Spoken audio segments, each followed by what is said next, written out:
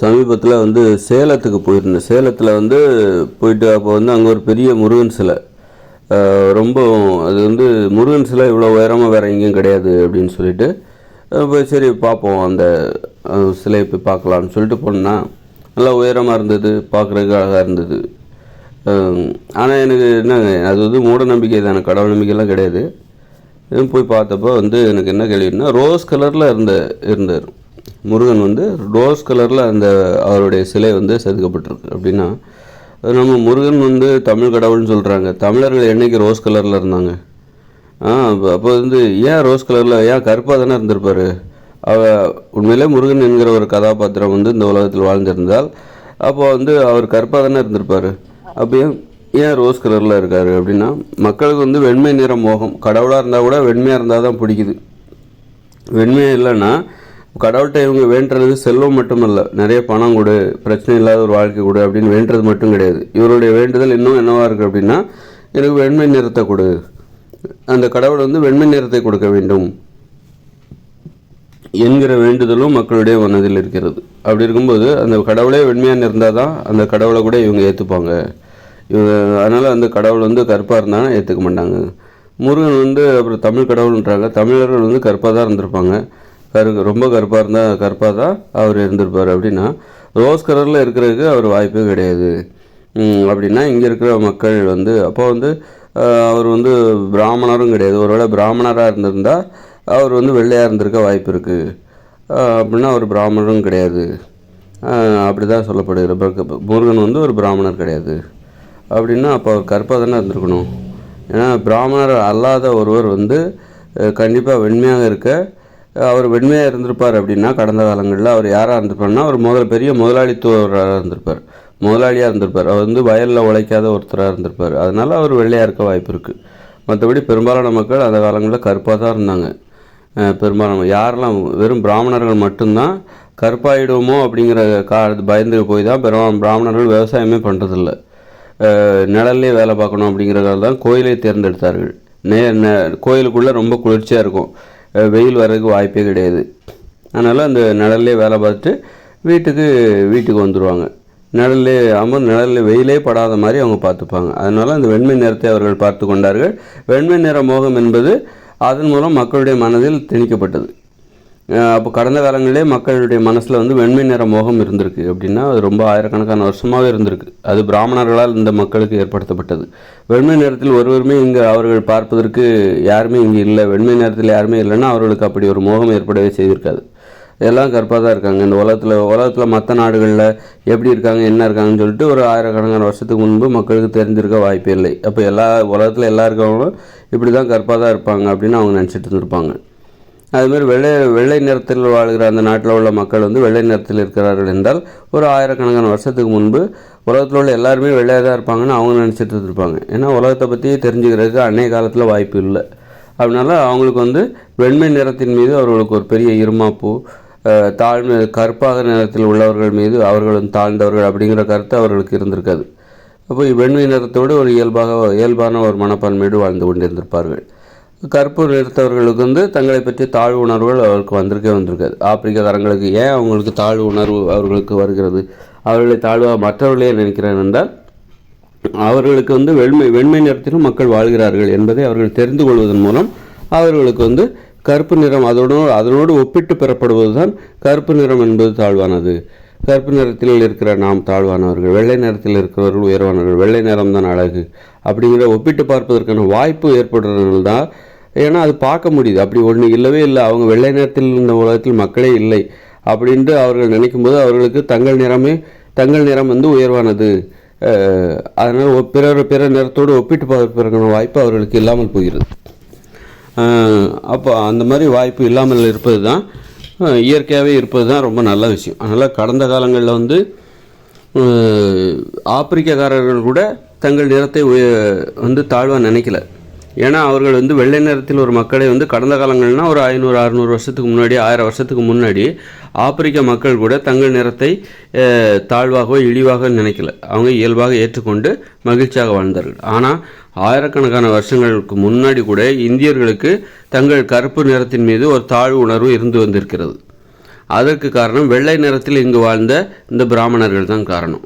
ஏன்னா ஒப்பிட்டு பார்ப்பதற்கு இங்கே வெள்ளை நிறத்தில் உள்ள மக்கள், அந்த பிராமணர்கள் இங்கு இருப்பதால் அவர் கருப்பு நிறமுடைய அந்த தமிழ் மக்களாக இருந்தாலும் சரி, அல்லது இந்திய நாட்டில் பிராமணர்கள் அல்லது வேறு நிறத்தவர்களாக இருந்தாலும் சரி, அவர்கள் ஒப்பிட்டு பார்ப்பதற்கு இங்கே பிராமணர்கள் வெள்ளை நிறத்தில் இருக்கிறார்கள். அதனோடு ஒப்பிட்டு தங்கள் நிறத்தை தாழ்வாக நினைத்தார்கள். அதுமாதிரி பிராமணர்களும் என்ன பண்ணாங்க, தங்கள் நிறத்தை மற்றவர்களோடு ஒப்பிட்டு கருப்பு நிறமுடைய பிற மக்களோடு ஒப்பிட்டு தங்கள் நிறத்தை உயர்வாகவும் மிகவும் நினைத்து கொண்டார்கள்.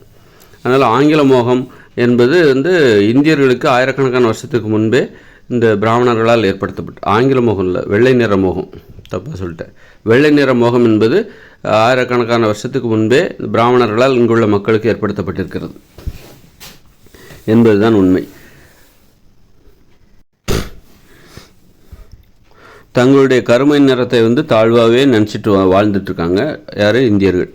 ஆனால் ஆப்பிரிக்க மக்கள் கூட ஒரு வெள்ளை நிறத்தவர்கள் அவர்கள் நாட்டில் காலடி வைக்காத வரைக்கும் அவர்கள் தங்கள் நிறத்தை பற்றி அவர்களுக்கு தாழ்வான எண்ணமே அவர்கள் வந்ததே கிடையாது.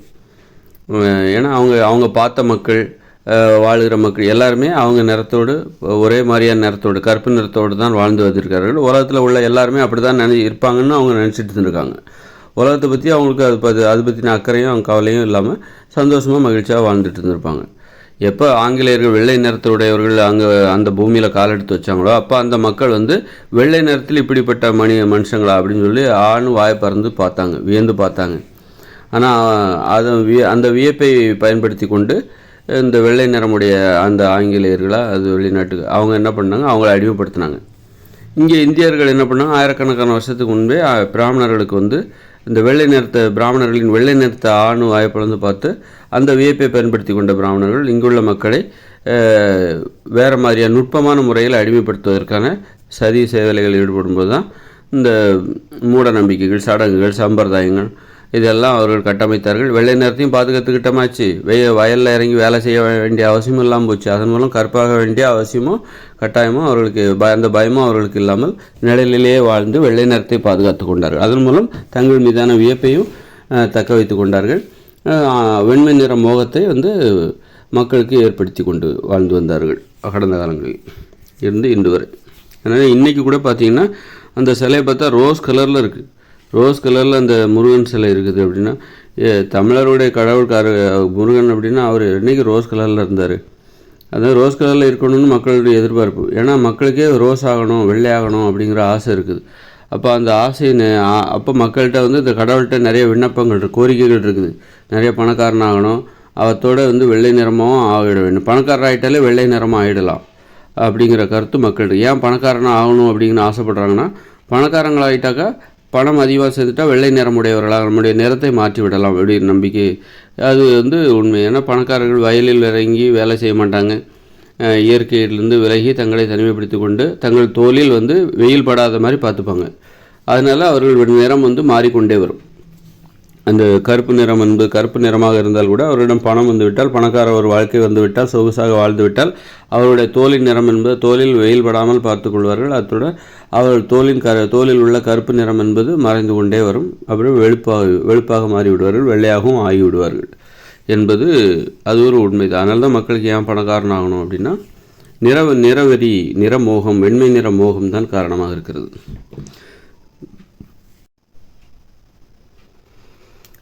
சாதி மனப்பான்மை கூட பார்த்திங்கன்னா அது நிறவெறி தான். இந்த உலகத்தில் ஒரே ஒரு பிரச்சனை தான் இருக்குது, நிறவெறி தான் சாதி வரியாக தெரிகிறது. சில நாடுகளில் சாதி வரியாக தெரிகிறது, சில நாடுகளில் மதவெறியாக தெரிகிறது. ஏன்னா உயர்ந்த சாதி என்பவர்கள் வெள்ளை நிறத்தில் இருப்பார்கள். உயர்ந்த சாதியாக அது பிராமணர்கள் மட்டும் கிடையாது, அவருக்கு கீழே உள்ள இன்னொரு சாதியாக இருக்கும், அவங்க உயர்ந்த சாதியாக இருப்பாங்க. அவங்க கூட பார்த்திங்கன்னா அவங்க நிறைய பணத்தில் அதிகமாக அதாவது வெள்ளை நிறத்தில் இருப்பவர்கள் பணக்காரர்களாகவும் இருப்பார்கள், ஏழையாக இருக்க மாட்டாங்க அப்படிங்கிற நம்பிக்கை மக்கள்கிட்ட இருக்குது. அதனால்தான் வெண்மை நிற மோகம்தான் இந்த கிறிஸ்தவ மதத்தின் மீதான மோகம். இதுக்கெல்லாம் அடிப்படை காரணமாக கிறிஸ்தவ மதத்துக்கு போயிட்டால் பணக்காரங்களையெல்லாம் வெள்ளையாகவும் மாறிடலாம் அப்படிங்கிற எண்ணம் மக்கள்கிட்ட இருக்குது. அது மாதிரி முஸ்லீம்களுக்கு அவர்கள் ஏன் அந்த மதத்தின் மீது பற்றுதல், அவ்வளோ பற்றுதல்னால் முஸ்லீம்னா வெள்ளையாக இருப்பாங்க. வெண்மை நிறத்தை தந்த அந்த முஸ்லீம் மதத்துக்கு மீது அவர்கள் பற்றுதலாக இருக்கிறார்கள். ஆனால் இந்த உலகத்தில் வந்து நிறமோகம் தான், வெண்மை நிறமோகம் தான் இங்கே பெருசாக இருக்குது. வெண்மை நிறத்தை அடைந்துவிட வேண்டும். உலகமயமாக்கல் என்பது வெண்மை நிறத்தை நோக்கிய ஒரு பயணமாக இருக்கிறது. எல்லோரும் உலகத்தில் உள்ள எல்லோரும் ஒன்றாயிடணும், எல்லோரும் வெள்ளையாயிடணும் அப்படிங்கிற எண்ணமாக அது இருக்கிறது.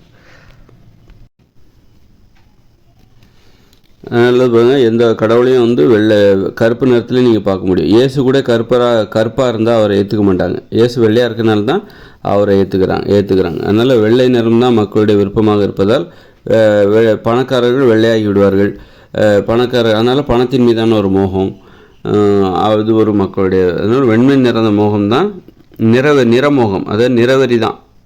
கருப்பு நிறத்தை தாழ்வாக நினைப்பது, வெண்மை நிறத்தை உயர்வாக நினைப்பது, அதுதான் இந்த உலகத்தில் உள்ள எல்லாவித பிரச்சனையும்.